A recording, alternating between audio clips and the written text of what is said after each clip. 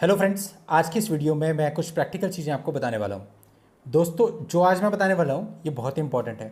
आपने देखा होगा कि जो हस्बैंड होता है ना, इनिशियल लेवल पे या बाद में भी हस्बैंड के साथ बहुत बार बहुत सी धोखाधड़ी होती है।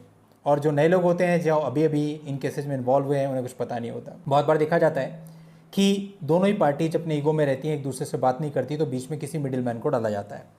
वो मिडिल मैन कोई भी हो सकता है, आपका कॉमन फ्रेंड हो सकता है, आपका कोई जानने वाला हो सकता है, समाज का कोई व्यक्ति हो सकता है, कोई रिश्तेदार हो सकता है, उसको बीच में डाला जाता है, उसके थ्रू ही सब कुछ होता है।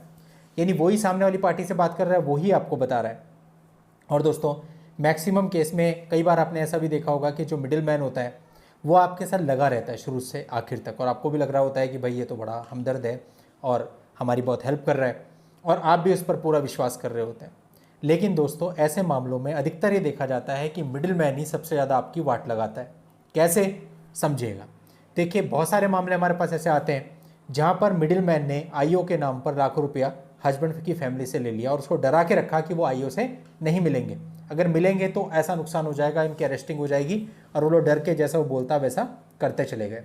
कई बार होता है, आप देखते हो कि मिडिल मैन पैसा तो कुछ नहीं लेता है, लेकिन हर डेट पे आपके साथ खड़ा रहता है और आपको पूरा पूरा सपोर्ट कर रहा होता है। लेकिन उसका मोटिव होता है आज ना तो कल जब सेटलमेंट हो तो उसमें पर्टिकुलर परसेंटेज उसका बन जाए, और वो परसेंटेज ले लेता है, इसकी जानकारी तक आपको नहीं होती, इस तरीके से लेता है। तो दोस्तों, यहाँ बहुत सब कुछ होता है। मैं ये नहीं कहता कि 100% बीच में पड़ने वाले लोग गलती होंगे, लेकिन अधिकतर लोग ऐसे मामलों में यही सब करते हैं। हमारे पास जो मामले आते हैं उनके बेस पर उनका निचोड़ हम आपके सामने रखते हैं। देखिए, बहुत सारे से मामले आए। बिहारी का एक मामला था जहाँ पर मिडिल मैन ने 9.5 लाख रुपये हस्बैंड से ले लिए ये कह करके कि आईओ को देने हैं, लेकिन आईओ ने ऐसा कोई भी पैसा नहीं मांगा था। कई बार लॉयर के नाम पे पैसे ले लिए जाते हैं, कई बार किसी और तरीके से। तो ये गलत चीज़ें होती हैं। और बहुत सारे केस हमने देखे, हस्बैंड कहता है अरे सर वो तो मेरे जानने वाले हैं, वो तो मेरे परिवार में ऐसे ऐसे रिश्तेदारी में है, और वही बंदा आपका सबसे ज़्यादा नुकसान कर देता है। और कुछ मामलों में तो यहाँ तक देखा गया जहाँ आपको पता चल जाता है कि मिडिल मैन इस प्रकार की चीज़ें कर रहा है, और जब आप उसको कहते हैं तो साफ साफ आपके मुंह पे ये कह देता है कि इतने समय से मैं क्यों तुम्हारे साथ घूम रहा था, मेरा कुछ मेहनताना नहीं बनता। तो ऐसे केस में आप उस मिडिल मैन को कुछ भी नहीं कह पाते। तो कुल मिला के बात ये होती है कि अगर आपके ऊपर कोई केस हो रहा है और आपको कहीं पर्टिकुलर जगह से कॉल आ रहा है, चाहे वो काउंसलिंग सेल हो, चाहे वो पुलिस स्टेशन हो, चाहे वो कहीं और, अगर आपको ऐसा कोई भी कॉल आया तो उस चीज़ को आपको डायरेक्टली डील करना चाहिए। आप डरते हैं कि काउंसलिंग सेल में वो लोग आपकी अरेस्टिंग ना कर लें, ऐसा हो ही नहीं सकता, उनको ऐसा कोई राइट ही नहीं होता। अब अगर आप डरते ही रहोगे सब कुछ जानने के बाद भी, तो उसका तो कोई भी हल नहीं है।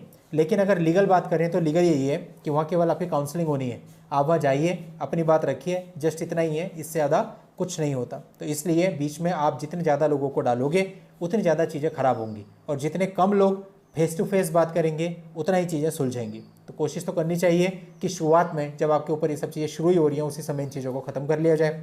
और उसका तरीका यही है कि अगर आप मेच्योरिटी के साथ आगे बढ़ते हैं, यदि आप बीच में दूसरे तीसरे चौथे इंसान को डालोगे तो कभी भी आपकी चीज़ें सही नहीं हो पाएंगी और चीज़ें खराब होंगी, कोर्ट में जाएंगी, और कोर्ट में जाने के बाद भी आप प्रॉब्लम फेस करोगे। और कई बार तो ये मिडिल मैन कोर्ट में जाने के बाद भी आपका पीछा नहीं छोड़ते हैं, क्योंकि उनको एक उम्मीद रहती है कि कहीं ना कहीं किसी न किसी स्थिति पर आके तो सेटलमेंट बनेगा।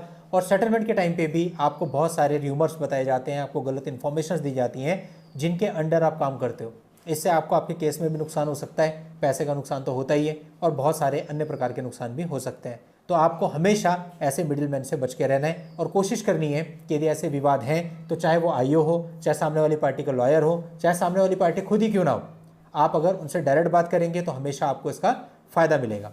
बाकी आपके ऊपर है, अगर इतना समझाने के बाद भी आप बात को नहीं समझते और तीसरे चौथे पांचवें आदमी को किसी गलत जानकारी की वजह से बीच में डाल देते हैं क्योंकि आपको जानकारी है कि आपको नुकसान हो जाएगा, तो ये फिर पूरे तरह से आपके ऊपर है, और इससे आपको जो भी नुकसान होता है वो फिर आपकी गलती होगी, क्योंकि सब कुछ जानने के बाद भी आपने ऐसा किया है। चलिए दोस्तों, आज के इस वीडियो में इतना ही। नेक्स्ट वीडियो में नई जानकारी के साथ मैं आपसे फिर मिलता हूँ। तब तक के लिए goodbye and thank you for watching. Take care.